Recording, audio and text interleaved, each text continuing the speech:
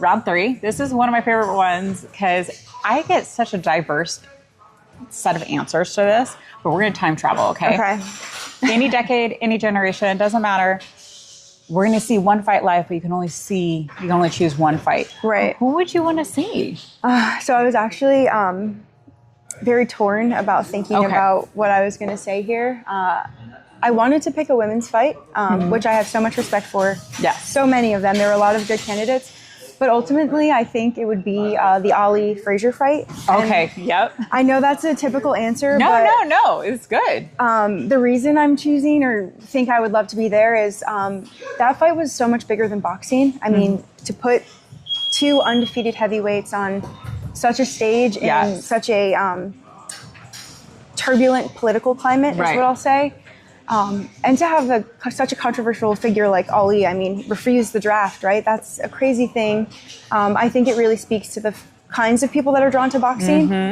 They believe in things that are bigger than themselves, and they do it by performing in the ring. But in that fight, regardless of if you agree with the decisions that he made or not, Ali was going to fight someone who, I mean, he ended up losing for the first time ever too. And it was really a game of imposing style upon each other, who's going to fold to the other style, because they were very different. Yes. And so it's a fight you can always go back and watch and study, and you'll learn something every single time. And I also think it was a fight that made a huge statement to the people at that time, the U.S. But, you know, it was just very, very large, very much more than themselves. So I love that. I love the thought behind it in terms of, like, you know, going back and studying the different styles and how you're learning something every single time.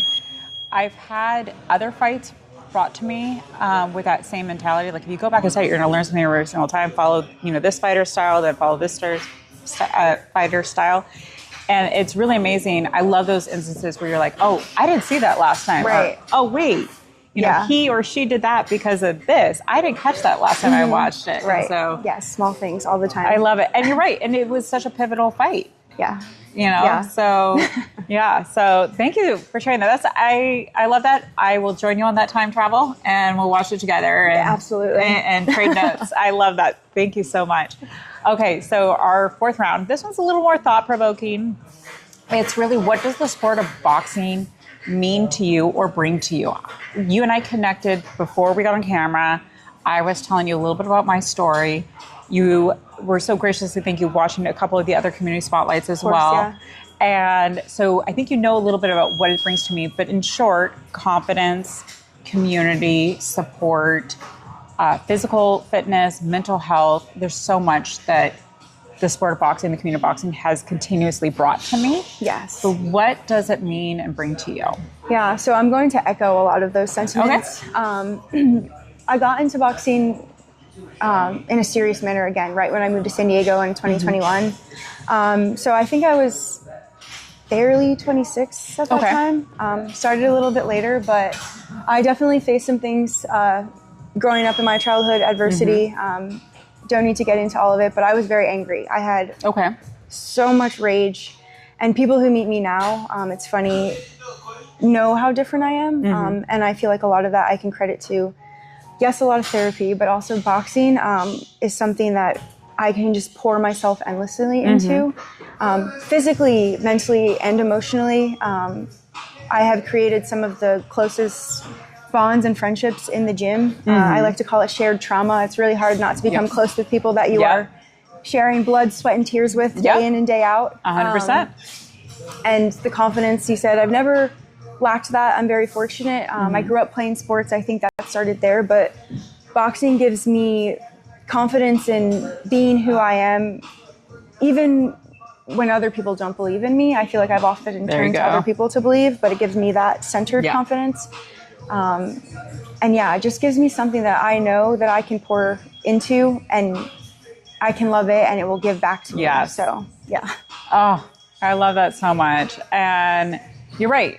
The folks that you are training with day in and day out, you're building lifelong friends, if not family, through that. Absolutely. And yes, there is a lot of shared trauma there too, but you help each other out. And that's what's so beautiful about it. I mean, I didn't know when I first picked up a pair of boxing gloves over 10 years ago that I would have made lifelong friends. Right. And shared some of the things that I've in my life with them or them sharing with me. And it's a beautiful thing. I agree. Yes. It's the most, I've said this a million times before, but I'll say it again. It's the most welcoming community. Absolutely. I agree with that. Yeah. And you don't have to have any skill set. You get to come in and you get to learn. You just have to be willing to learn. All levels. All levels. All levels. I love it.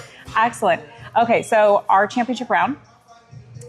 Today's the day. It's the first day for somebody to either pick up a pair of boxing gloves, walk into a boxing gym, or step into a boxing ring. We don't know their abilities, their age, or anything like that. What advice or tips do you want to give them? First, believe in yourself before anyone else believes in you. We just discussed that boxing is one of the most welcoming sports I've ever been into. So make sure that you come in ready to learn, because people get excited when you walk into a boxing gym. I know it feels intimidating, but especially when you're brand new to it, they want to teach you. So my biggest advice would be believe in yourself and be open to it. Everyone's going to want to pour into you. So be open into kind of taking that in and drinking it up. And don't quit. There will be hard times, and there are levels to boxing, okay? Yes. I'm so humble right now in this win for the state title. However, there have been times where I have cried after a tough loss and thought I would never get back in the ring. There have been trainings where I didn't know if I could come back, and the next day people picked me up and I was ready to go. So believe in yourself, take the advice people are giving you, and when times are hard, push through, because this sport will be worth it at the end. That's beautiful. I love that so much, and I can feel how genuine you are about it and just your passion for it. So thank you so much for sharing that. Of course. Love that. Yeah. Absolutely. So I want to personally thank you so much for taking time out of your day to meet with me and to share your story with countless others. Thank you so much. I'm extremely appreciative of that. And secondly, I also want to give you time, any words you want to say to your friends, family, fans, anything like that? Yeah, first of all, thank you as well for having me. I very much appreciate it. And to my friends, family, fans, I think you see it in my posts every time I fight, win, lose, or draw. I make sure to post and thank all of you for your support. This is a sport that you definitely have to believe in yourself, but it takes a village, it takes a community. So thank you so much for being in my corner. Every coach, every gym along the way that's been there.